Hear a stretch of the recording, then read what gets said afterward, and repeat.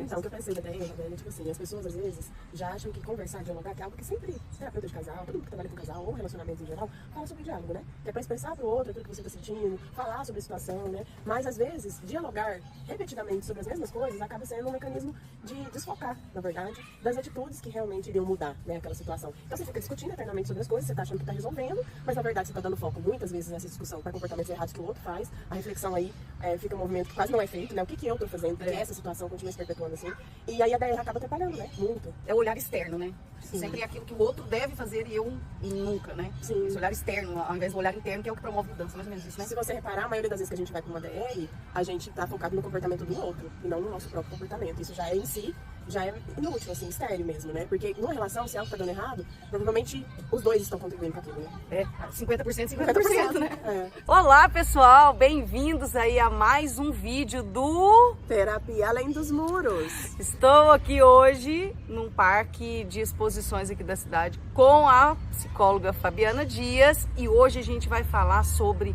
as coisas que a gente acha que ajuda na nossa vida, mas ó, Só atrapalha. A Fabiana tinha me mandado aqui uma lista, né? Pra gente poder abordar aqui sobre esses pontos importantes que estão ali, ó, incutidos no nosso cotidiano e que muitas vezes passa tão desapercebido, né, Fabiana? E com cara de que é alguma coisa que ajuda, geralmente tem essa cara, né? Tem esse aspecto de algo que ajuda e que contribui, mas nem sempre é assim, gente. Por isso que a consciência, né, sobre o nosso comportamento, sobre o que tá, né, o nosso contexto ali, faz toda a diferença. Então eu vou falar aqui e a gente vai falando uma de cada vez, né? O povo já tá curioso, então vamos lá. Qual será a primeira? A mais temida e utilizada como forma, ao meu ver, né, de resolução de problemas, quando na verdade é só colocar fogo na fogueira, né? Que é a DR. DR, discussão de relação. Geralmente, né, a gente faz DR em relacionamentos amorosos, mas pode ter DR em amizades, DR dentro de família, né? Mas apesar do diálogo ser um instrumento muito bom mesmo, né, para aproximar as pessoas, para tornar o entendimento a respeito de certos conflitos, né, ampliar o entendimento a respeito de certos conflitos, a DR tem uma característica de ser uma discussão acalorada, né, em que geralmente os indivíduos estão focados em se defender ou em atacar o outro. Então, quando esse diálogo ele tem essas características, muito provavelmente ele não vai ajudar em nada. Ao invés disso, vai ser um momento que as pessoas estão ali defendendo seus pontos de vista, estão gozando nisso, né? Estão querendo sair como certos, defender, né, aquilo que eles pensam e fazem.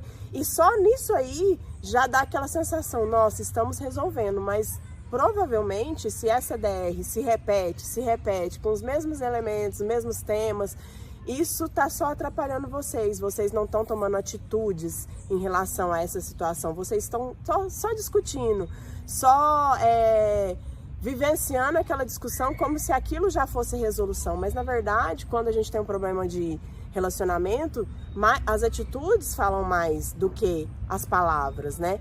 E não adianta ficar defendendo o seu ponto de vista, sendo que quando a gente tem um problema dentro de uma relação, geralmente 50% da culpa ou da responsabilidade, a gente não fala muito em culpa, né, Adélia? É dos dois, né? Não é só de uma pessoa. Só que assim, quando a gente entra numa discussão ou se defendendo ou atacando, isso geralmente não vai dar em nada a não ser piorar a situação. Sem contar que tem a outra parte também que pode, nesse contexto, né, de discussão acalorada, simplesmente se calar e deixar. E aí o que acontece? A gente se cala. Imagina você aí do outro lado que você é essa pessoa que se cala. Você calou, você guardou alguma coisa que você não falou, né, para evitar uma briga, para evitar um maior desentendimento, né, dependendo ali do contexto. E você fica ali alimentando aquilo. Tudo aquilo que a gente guarda, uma hora vem à tona, né? Então, acaba não sendo realmente muito produtivo nesse sentido, trazer essas constantes DRs aí para alimentar o ego, né, também, né? Tipo, eu tô certa. Ou a própria aquela emoção, né, da discussão. Porque isso, quando a gente tá, né, dentro de um relacionamento amoroso, que a gente começa a falar com o outro, assim, vai ficando aquela coisa passional, né? Isso em si já é algo que joga no nosso organismo muita intensidade de emoções, sentimentos, tudo isso é muito viciante, sabe? Sentimentos são viciantes, né? Então, aí às vezes as pessoas se viciam, né, em discussões. E assim, claro que um diálogo onde você já chega para dialogar com a autorreflexão, vendo o que daquela situação você contribuiu, você já chega apresentando isso, você chega apresentando para a pessoa uma outra possibilidade de vocês dois mudarem essa situação, pode ser muito frutífera. Mas, geralmente, se você já chega com atitude de defesa ou ataque, isso não vai dar em nada. É aquela perguntinha que a gente pode colocar pra gente mesmo, né? O que eu posso fazer com a minha parte, com a minha parcela de responsabilidade sobre essa situação? Exato. Tudo muda, né? O outro que eu acho que acaba puxando uma coisa, né? É o desabafo. Ai, gente, desabafo. Então, o desabafo, ele tem, claro, uma função de alívio, certo? Só que se eu ficar me aliviando o tempo inteiro e não fazer algo de fato em relação àquilo que eu tô desabafando, nada vai mudar, né? Então, assim, o desabafo, quando você vai numa terapia, por exemplo, que você só fica desabafando, você não tem aquele intuito de chegar, analisar o que você tá fazendo, o intuito de mudança. Quando você tá lá só para jogar seu lixo fora, vai te aliviar de alguma maneira, mas uma resolução mesmo não vai acontecer. Então, muitas vezes a pessoa fica, tipo, meses em atendimento e fala que, nossa, não mudou nada. Porque às vezes você tá só desabafando. E aí, a terapia acaba não tendo muito efeito, acaba tendo um efeito de uma amizade que você chega, desabafa. A única diferença vai ser que talvez o terapeuta não vai te falar tanta coisa que vai te atrapalhar, né? Mas só chegar, só desabafar, não vai ser algo que vai te ajudar a mudar em nada. Então, assim, você vai ficar revivendo a situação, repetindo a situação e falando da mesma coisa. Você vai ficar lá falando sobre os mesmos problemas e nada vai mudar mesmo, gente. Porque só desabafar não adianta. É um alívio imediato, é um mecanismo de alívio imediato. Exato. Mas se você só recorrer a ele, não falar, não, eu quero mudar a situação, eu quero fazer diferente, eu quero forçar a mim mesma a ter algumas atitudes, a melhorar nisso, a me desafiar, né? A olhar pra mim mesma, olhar no que eu tô errando, não vai adiantar muita coisa não. Até gente. Porque, Fabiana, nós somos os próprios agentes da transformação em nossa vida. A gente fica buscando fora. Nós somos os únicos. Os únicos, agentes. A psicóloga, o psicólogo, o terapeuta, eles são só os condutores, né, para a pessoa poder acessar aquilo que ela tem que acessar. E eu costumo dizer que 80% a pessoa e o resto do profissional, né? Profissional, as circunstâncias, as pessoas, às vezes elas só apontam um caminho. Por exemplo, às vezes você teve igual o pessoal lá do sul, né, que teve uma vida toda transformada, assim, de repente, é claro que aquilo vai impactar nelas, mas como cada um vive aquilo, né, que realmente vai fazer a pessoa ficar bem ou ficar mal, né, ou ser capaz de se reconstruir ou não, né, é como cada um enfrenta individualmente. Então a questão é trazer a consciência de que só o desabafar, isso você deve sim fazer, mas prestando ali atenção com quem com moderação, você faz, com moderação também. Desabafe, vou lançar o desabafe com moderação. É igual, né, bebida. Muito mais do que desabafar, né? É trazer a consciência mesmo da nossa responsabilidade sobre aquilo que a gente vive, né? Porque são nossas escolhas, tanto as boas quanto as ruins. A gente tem que ter e trabalhar, né, a maturidade para encarar isso. E é a única forma que vai fazer com que a gente saia de um estado de dificuldade para um estado de solução do problema, porque senão não soluciona, né? Você tem que estar no estado de solução. E o desabafo geralmente te leva para um estado de ruminação, de masoquismo, de ficar curtindo o fundo do poço. E de terceirização também, porque nessa do desabafo, se você reparar bem, A gente precisa ser verdadeiro com a gente. Nessa do desabafo, a gente raramente assume responsabilidade sobre algo, é sempre o outro. Então a gente terceiriza. Eu me comportei assim porque o fulano fez isso, né? Aconteceu isso porque... Então a gente sempre tem um porquê, né? E isso não é tão... E é claro que tem facilitador. pessoas que fazem mal pra gente, óbvio, mas assim, o que a gente tem que olhar? Por que a gente suporta em nossa vida, em nossa intimidade, pessoas que fazem mal pra gente? Essa que é a pergunta, Pergunta né? que dói, né? Qual foi a porta que eu abri para viver essa situação? O que dentro de mim se alinha com isso? Será que eu tô me culpando por alguma coisa? Será que eu acho que é isso que eu mereço?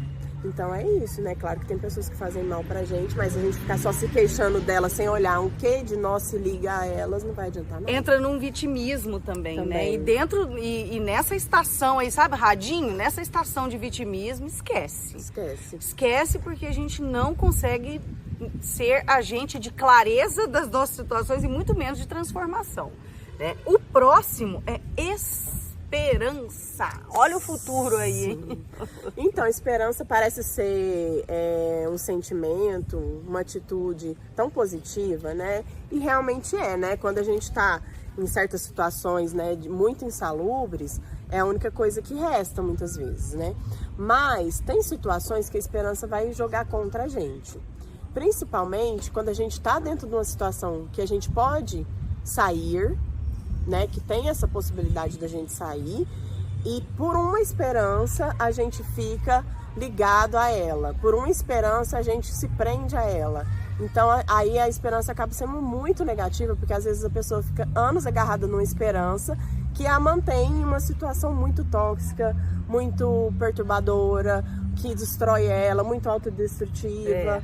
E aí a esperança, por mais que seja um sentimento a princípio bom, positivo, vai ser muito ruim. E me remete também, Fabiana, muito excesso do que vem, tipo excesso de futuro, ao invés de estar no aqui e agora, né? A gente sempre tem, cultivar a esperança é algo positivo, mas analisa aqui, ó.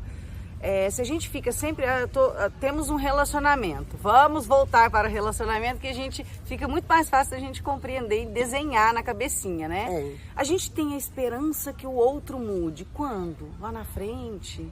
Ai, daqui, quando isso acontecer vai ser melhor, né? Mas, e cultivando essa esperança que também tapa as nossas percepções do que está acontecendo agora. E a gente tem que lembrar de uma coisa.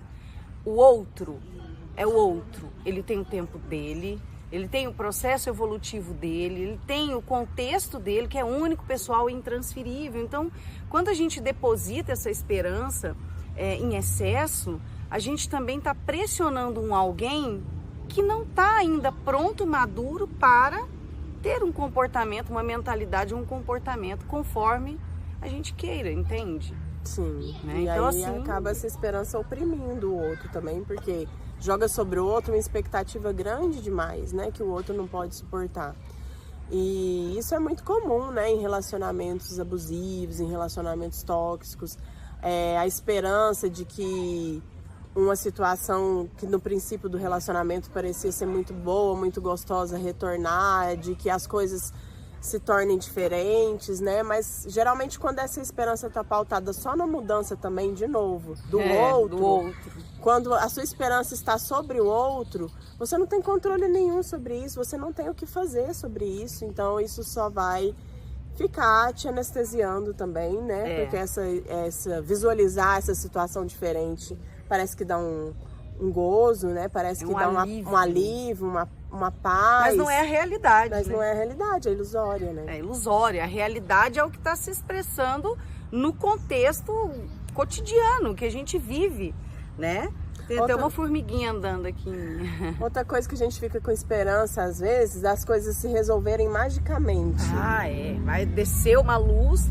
Tipo, alguma coisa vai acontecer e isso aqui tudo vai mudar. Se não depender de algo prático nosso, assim, é quase ganhar numa loteria, sabe? Assim, alguma coisa, tipo, realmente acontecer e tudo mudar. E olha que quem ganha em loteria, se não tiver internamente organizado vai perder tudo, tá, gente? Tudo é, mas Não adianta ganhar na loteria não. sem ter esse autoconhecimento, não. E sem ter gestão das emoções, Das né? Porque aí emoções. se compra por emoção. E olha, é um caos que vira, né? Mais uma vez, não adianta o olhar externo sem antes olhar para nosso comportamento. Sim. Ninguém promove mudança aí, né?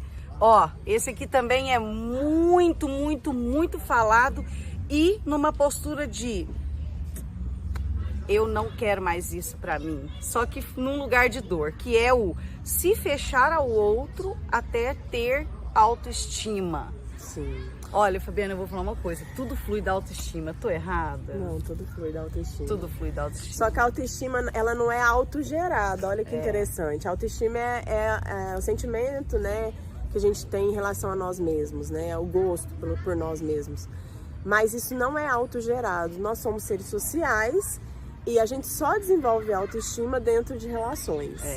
Só que, é claro que se eu tô destruída, se eu tô no fundo do poço, geralmente o que eu atraio até mim são pessoas nessa mesma sintonia ou que vão se aproveitar dessa situação para entrar na sua vida e explorar um pouco mais. Você sabe, né? Quando tem uma catástrofe, sempre tem urubus ali em volta, né? Verdade. Isso é do ser humano.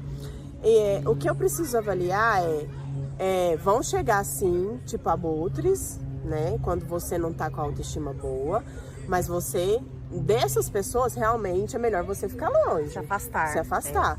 Mas vão ter pessoas, e aí a gente pode pensar mais amplo, né, gente? Não vamos ficar focando em relacionamento amoroso, não.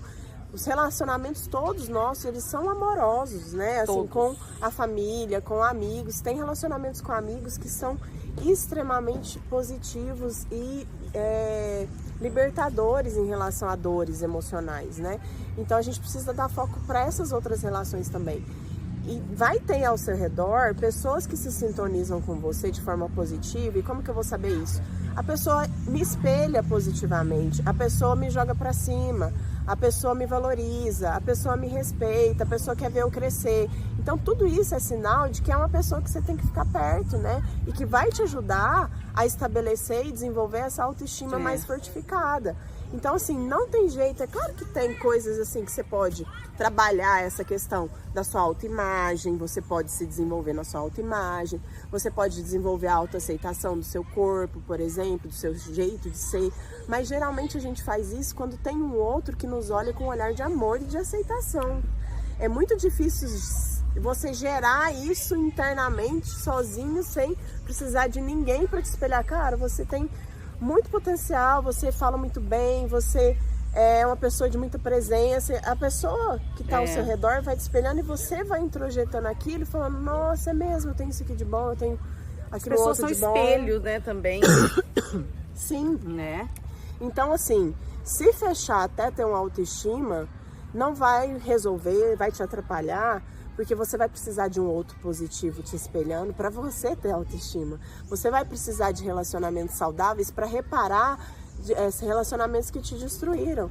E isso é muito, muito importante, né? Então, ao invés de você, claro que às vezes a gente tem momentos assim mais introspectivos, mais reservados, mas ao invés de você se fechar para sempre, vai saindo do casulo quando você notar que tem alguém ali que pode te ajudar nesse processo, né, de autoconhecimento e de desenvolvimento da autoestima. É se permitir, né? Porque nesse ecossistema aí, quando você se permite, você se depara com pessoas que vão apontar em você, apontar não no sentido, né, ruim, mas vão te mostrar, te mostrar.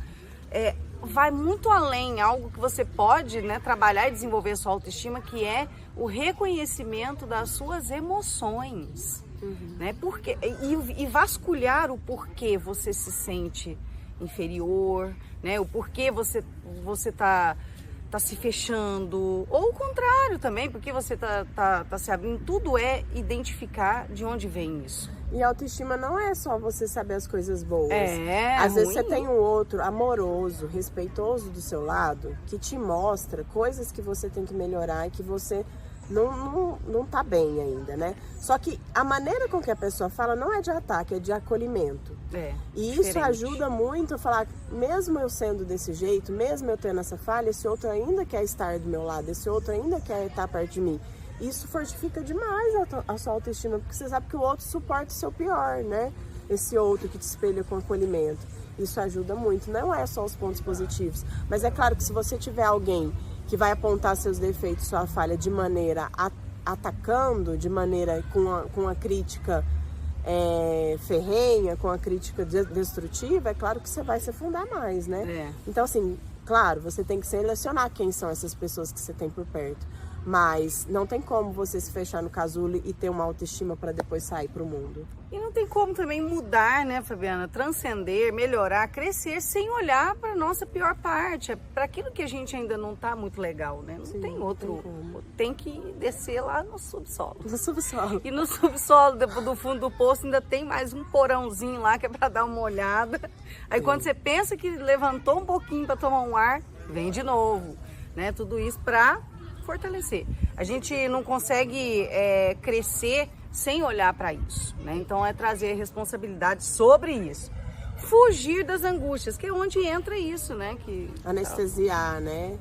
Ou fugir se fechando, ou fugir se anestesiando. Não vou pensar nisso não. Claro que às vezes tem coisas que num primeiro momento a gente não consegue suportar a intensidade dos sentimentos.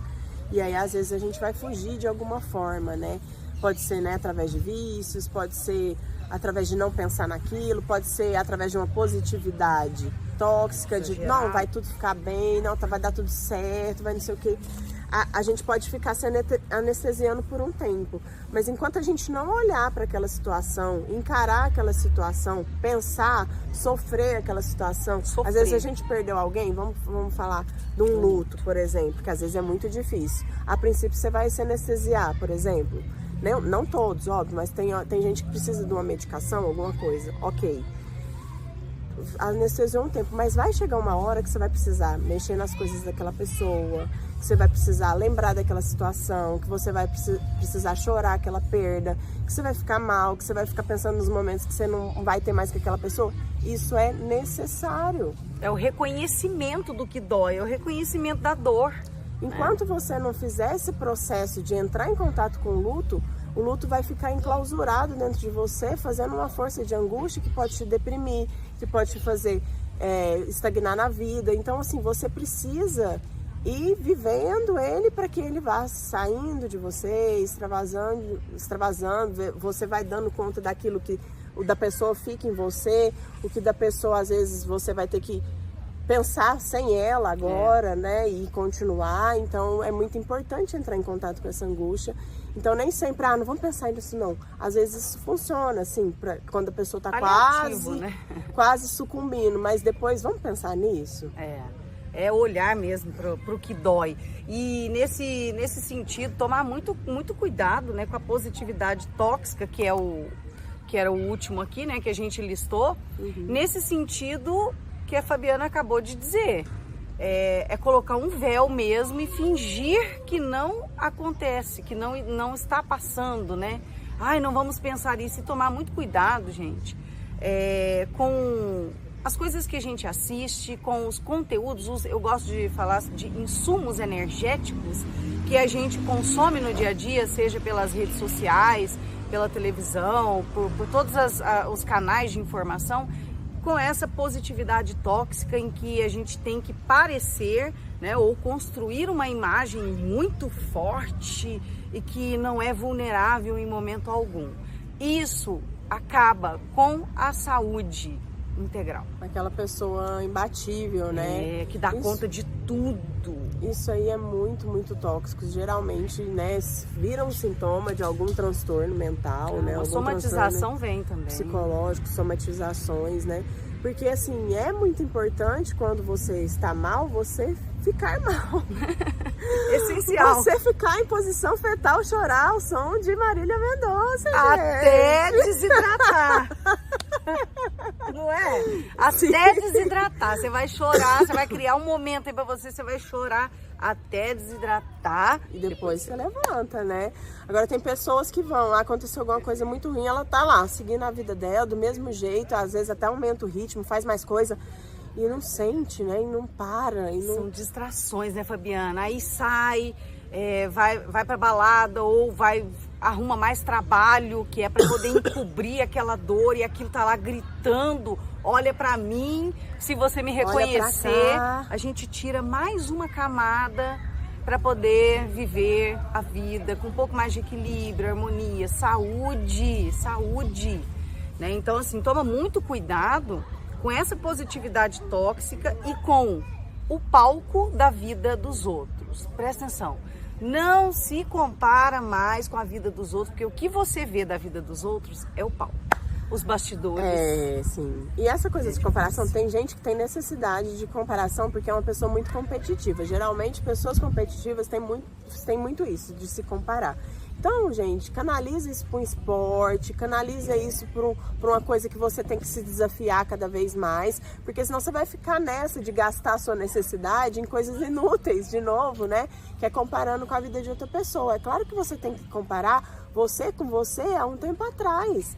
É você com você mesmo. Você olha o tanto que você mudou, né, de um tempo para o outro, o que você já conquistou. Claro que falta muita coisa, mas realmente ficar se comparando com o palco da vida dos outros é muito inútil, atrapalha demais. Então gasta aí sua competitividade com coisas que realmente vão te fazer bem, vão te levar para frente, vão fazer você se desenvolver, que é coisas competição, desafios, esse tipo de coisa, né? E principalmente, Fabiana, entender mesmo de verdade que para que a mudança aconteça na sua vida, não é somente uma técnica, uma ferramenta ou, Nossa, ou quem dera, ser né? só, se fosse assim, tava Quem muito dera, bom, né? Nós demos até uma pausa dramática. Uma pausa dramática. Vamos sonhar. Seria muito bom, né? Mas é trazer mesmo a responsabilidade, o olhar para esse lugar de que para viver mudança, a gente tem que fazer aquilo que a gente não faz. Para receber o que é de diferente, senão a gente recebe o mais do mesmo. E é parar também com essa questão de sempre achar o outro consegue viver melhor porque o outro... Um monte de situações que vão potencializando a transferência de responsabilidade e tapando a nossa visão para aquilo que a gente deve olhar, né? Que é para o problema. Se a gente quer solucionar o problema, a gente tem que olhar para o problema e buscar a solução. Não é isso, Fabiana? Sim, senão a gente vai ficar aí se iludindo com essas inúmeras coisas, né? Essas que a gente falou e outras que nos atrapalham, né? A sair do lugar, a gente fica patinando, né? Patinando. E o que a gente ganha patinando? Quer dizer, o que a gente perde, né? Saúde. E tempo. E tempo. E vida. E vida, energia vital, né? Que é uma moeda cara aqui, né? Que é para nós, né? Sem energia, sem essa potência que a gente é, né? A gente não consegue realizar absolutamente nada, né? Nem os pequenos, nem os grandes sonhos que a gente tem. Então, reflita aí. E a gente reflete cá, né, Fabiana? Porque quando a gente sempre fala, os ouvidos primeiros a ouvir, né, essa maravilha de conteúdo, são os nossos, né, em primeiro lugar. É isso, quer deixar mais alguma mensagem aí pro pessoal? É isso, tem várias outras coisas, né? Se você quiser colocar alguma coisa que você pensou aí nos comentários, sempre curte, né, os nossos vídeos, manda para as pessoas que você conhece, que vão se beneficiar com esse vídeo e comenta aí o que você já percebeu que mais te atrapalha do que te ajuda e que você achava que ia te ajudar. É isso, Terapia Além dos Muros vem para trazer luz, clareza e alegria para a nossa vida, a sua vida aí, ó.